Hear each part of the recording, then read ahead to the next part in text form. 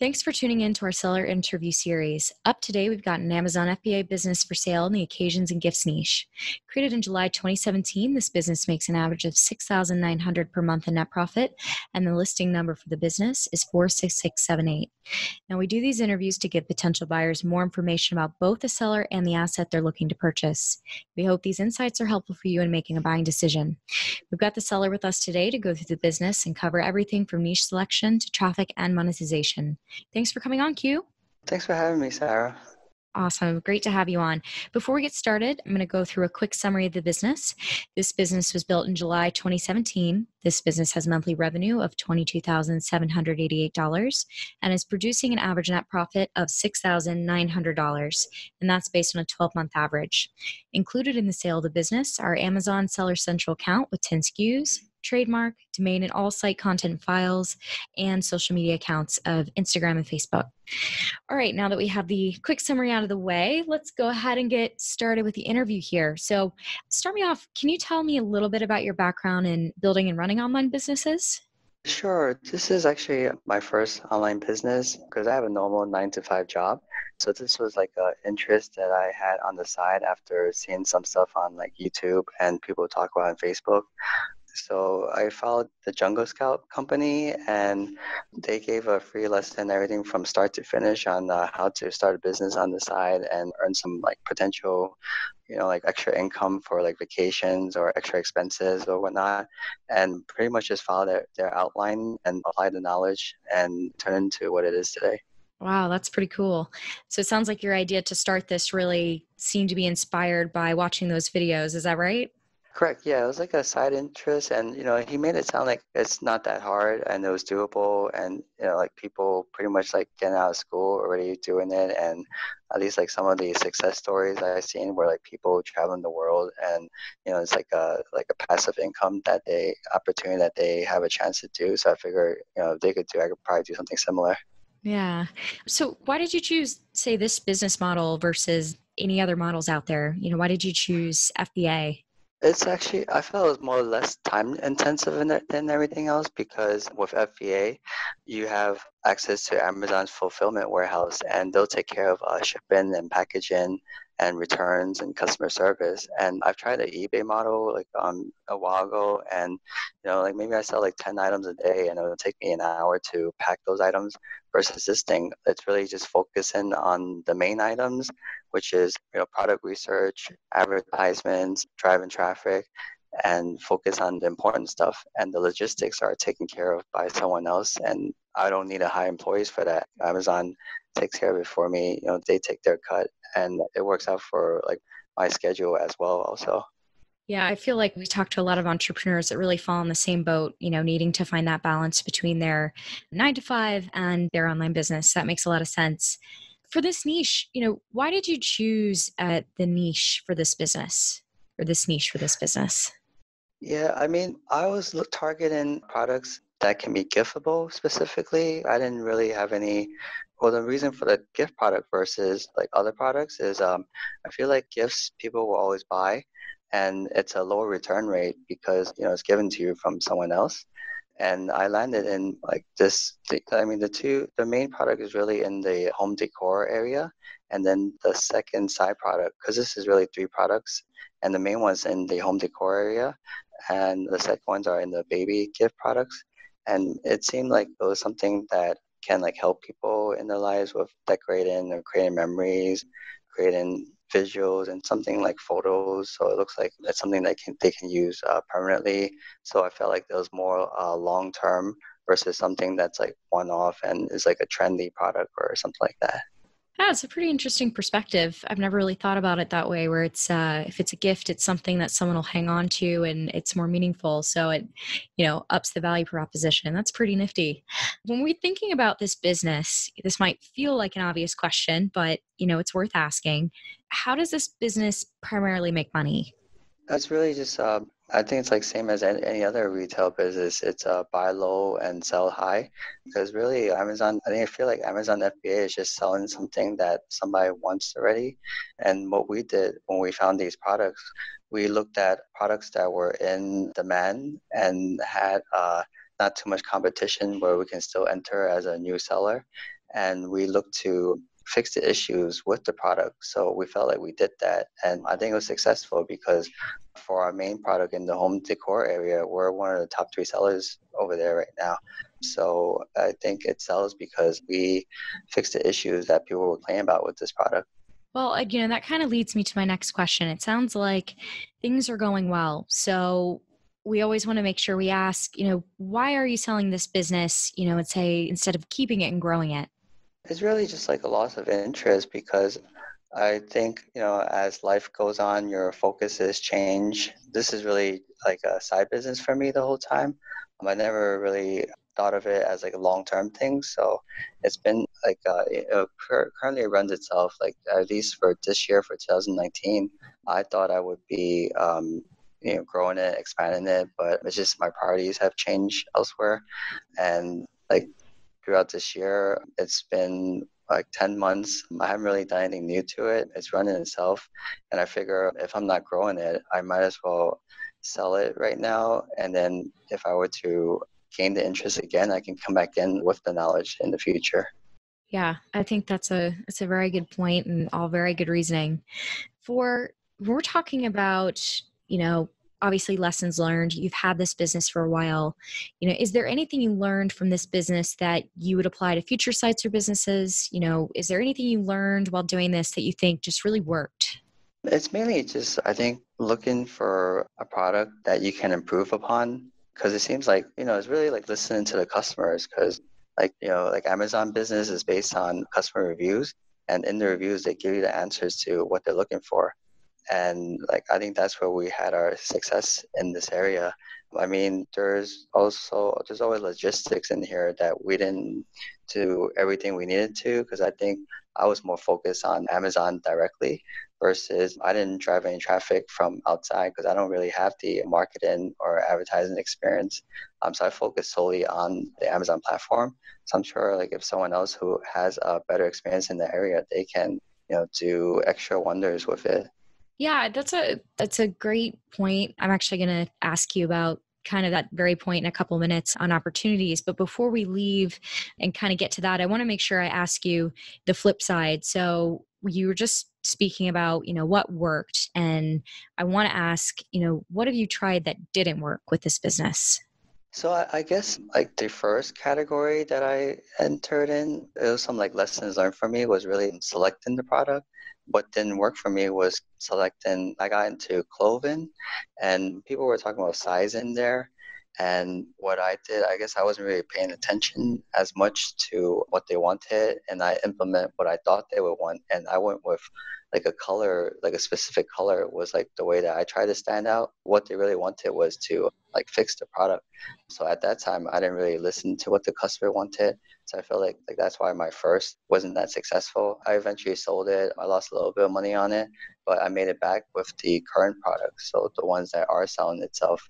So I think it's really just like listen to what the customers want. Hmm. Very sage advice, especially like you were saying before in terms of Amazon FBA. The customers are giving you the answers right there. So I think that's valuable advice for everybody. So, back on opportunities, if you were to keep the business, what are some ways you would try to grow it? Yeah, so are you talking about like growing profitably, like, increasing the profit or more traffic or Yeah, I think kind of a mix of everything. Like, you could say, what are the major opportunities for growth with this business? I think before you were saying like that there was room for somebody who had, marketing chops or things like that to come in. If you have ideas of, opportunities you've seen to really grow profit, feel free to share. It's kind of an yeah. open floor for all growth opportunities. Yeah, sure. Okay, so like I mean, right now like all of our traffic is only on Amazon and I think like for our main two products, like two out of three products, and a couple of them has variations, but our main two products, it's already I think for the organic traffic, we're like the higher level based on our ranking and our listing and the keywords that we're ranking for. So I think like ways to grow it, it would be like external traffic through influencers or Google search optimization or other types of marketing, and then listing it on like other websites like Shopify or Walmart or Target for or eBay for like additional revenue, working with influencers or building a social media presence because we didn't really focus on those areas. And then also on the logistics side, like when we stock out, sometimes it takes like 2 months to get revenue in. I mean, to get the product to restock our product. So we haven't been like that efficient with the revenue. I mean, with the keeping the inventory management done properly. So some of our sales have dipped during occasionally throughout the year. We'll miss like a few weeks to like a month of sales because of that. So maintaining the revenue. And also, like we've spoken to our suppliers and we found other suppliers who produce similar products for less. So we have ways where we can reduce the costs and increase the profit for the potential buyer that we could share. No, I think that sounds great. Obviously, on the flip side of that, I want to make sure I'm covering all sides of the spectrum. So, how about risks? What are the biggest risks with this business that a buyer should be aware of?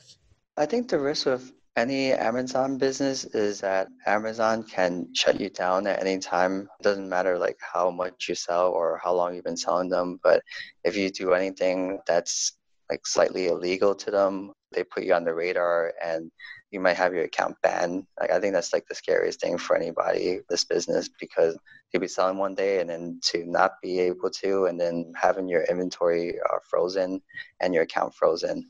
So for that, it would be good to diversify your income outside of platforms so you don't outside of Amazon so you don't lose all your cash flow. And that seems to be like a topic that a lot of Amazon sellers are afraid of. Yeah, absolutely. That's something that we typically, I'm sure you saw on the listing on the site. Terms of service and making sure to be aware of that is always a risk with Amazon FBA. You had just spoken a little bit about inventory earlier, but I want to make sure we cover it. Could you describe the process of getting your inventory to Amazon? Yeah, so anything over 1 pound, we usually do sea shipping, and anything less than a pound, we do air shipping. So our main product, it takes about a month to produce and then another month to send it over. And we normally aim for a minimum of 3 months supply. So we usually put the order 2 months in when we project we're going to run out of inventory, but we've gotten that wrong a couple of times throughout the year. So for the longer orders, I would ask the next person to order 3 months ahead of time versus 2 months just to save the headache. And for our smaller products, our less heavy products that are less than a pound, it probably takes like 3 weeks to produce and then 1 to 2 weeks to send over. So I guess like a month, a little bit over a month, basically the timeline that we try to aim for. Okay. And, again, this is something you started talking about earlier, but I just want to make sure I'm covering all my bases. Can you talk to me a little bit about what you're doing in terms of marketing and, where the majority of your traffic is coming from? Yeah, so majority of our traffic is organic, and we run a PPC, which is the Amazon platform sales ads. That's actually automated, so we pay for a service monthly, and they take care of it. We tried to do it in the beginning at first and maintain it every once in a while, but we felt it was better to outsource that instead because the product's very selling, and most of the sales are organic. So any Amazon PPC sales are just additional sales for us. But like I said, we haven't driven external traffic, so it'd be good for like influencers or whatnot. But the one thing that we do is during the holiday season, we reach out to blogs, like like top 10 gifts for Christmas or something, like one of those blogs, and we reach out to like multiple bloggers for that. And it doesn't cost us anything. We just send them sample of the inventory, and they're usually happy to list our products for us. So I think that's why you see like a huge spike in the November or the December timeframe is because we've reached out to multiple bloggers who list our item for like a top 10 holiday gifts article. Yeah, that's a great strategy. And I think that's something that a lot of people listening in can learn from. Let's get into work required. You were saying earlier that it sounded like the business was kind of, running itself at this point. You clearly have a 9 to 5 and you're balancing this on the side. So, what kind of work, or tell me a little bit about the amount of work that you're doing on the business currently to maintain it. How many hours per week and what kind of tasks are you doing, et cetera? Sure. So most of the work was done upfront in like in the 3 to 4 months when we were creating a product, and that included looking for the product, figuring out what the customers wanted, and like the pictures, the photos, going through that stuff. But like now, the business runs itself because the products are already ranked. and they're selling. So I only spend maybe like 5 hours a week or less, and that's really just see checking if I have any questions and responding to it if I need to, and occasionally just it's really just like monitoring inventory because Amazon handles all the packing, shipping, and returns. Like earlier this year, I went away for 3 months to Japan, and the only thing I had to do there was really just reorder inventory one of those weeks. But otherwise, like, yeah, it pretty much runs itself. Wow, that's pretty amazing. Kind of the dream, right? Having the business that runs itself. So, I think a lot of people are going to be hearing this, right? And for those who'd really love to have passive income, they might be wondering, what kind of skills or requirements might they need, if they're not familiar with the niche or the business model in order to jump in. So, what kind of advice would you give them? And what do you think they would need in order to take this on if they were new to this business model? Yeah, so for the Amazon business model, it's really all the work is done up front. So I guess it's really like for them, it would be adding, assuming they take over this one, it would be like adding more inventory within the niche or like complementary products and go into that area. And I think our listings are set up where you can add additional variations or something similar. So if they wanted to leave things as it is, it can run itself. Or if they want to sell similar products, I think it's set up for it because we have the brand, the trademark, we have our small social media presence, Facebook page, and we have a website set up if they wanted to grow and drive traffic to those areas. Okay, cool. So, how much support are you offering buyers? I guess what's needed. I'm not sure what exactly is typical support, but if it's 1 month or 2 months or 3 months, I can give them all the resources, like the supplier information, who to talk to, alternate suppliers, all the software that we're using, what exactly they're looking for, what needs to be done. Okay. Yeah, no, it's good. I mean, we tend to see anything between, 30 days to 90 days. And, plenty of buyers or sellers are flexible on that. So no worries there. It sounds like you're flexible and willing to work with buyers, which is great. Yeah, I think right now, like if they were to take down the business as it is, it's really just transferring accounts. There's not too much that's needed, but yeah, 1 to 3 months, flexible on it. Okay, cool. Last couple things. Would you commit to a non-compete?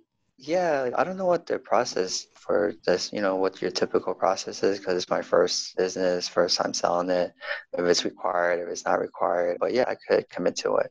Awesome. And, are you open to negotiating something like an earnout?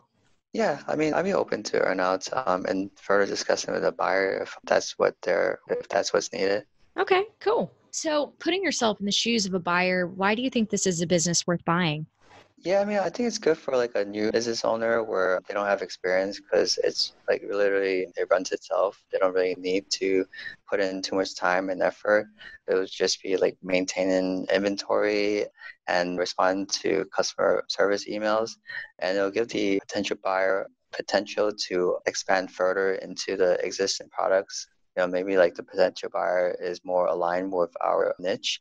So they will have like more creative ideas that they can put into this and they can just go straight from there versus doing everything from scratch. Because we do have like customer data in our area that the potential buyer can use and they can target them for marketing or launching new products and selling complementary products to them.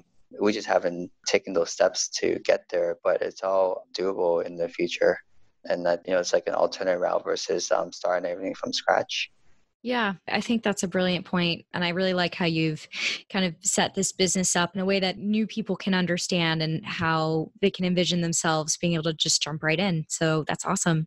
Q, this has been a great interview. Thanks for going over all these points with me. Is there anything that I might have missed before we end this call today? Anything else you'd like to share about the business? Yes, I just wanted to clarify that this business is not a seasonal business. So if you look at the revenue and the profit charts, you see like a large spike in the November, December season. But we actually sell this product year round, and we receive a large boost during the holidays because of the efforts that we put in reaching out to the gift bloggers. And I guess it's all of them publishing the articles all at one time. And there's a rush during the holiday, which increases the demand for our products. Okay, I think that's a great point, and I'm glad you added that in. Is there anything that I have overlooked in this conversation with you? Anything else you'd like to share? I think that's pretty much it. I think we talked about how to expand, where to reduce costs, what are some opportunities and some are risks. I think we covered most of the points. Awesome. All right. Well, Q, it's been great talking with you today. Really looking forward to seeing how things play out for you. And thank you for giving me some of your time. Okay, thank you very much for having me. Awesome. All right. Thanks, Q. Okay, thank you. If you're watching this on YouTube, subscribe to our channel. And if you want more information, the link will be below the video that'll take you to this marketplace listing. If you're watching this on the listing page and want more information, become a depositor today. When you make the deposit, one of our business analysts will be in contact with you and you'll be given everything you need to review this business. Have a great day.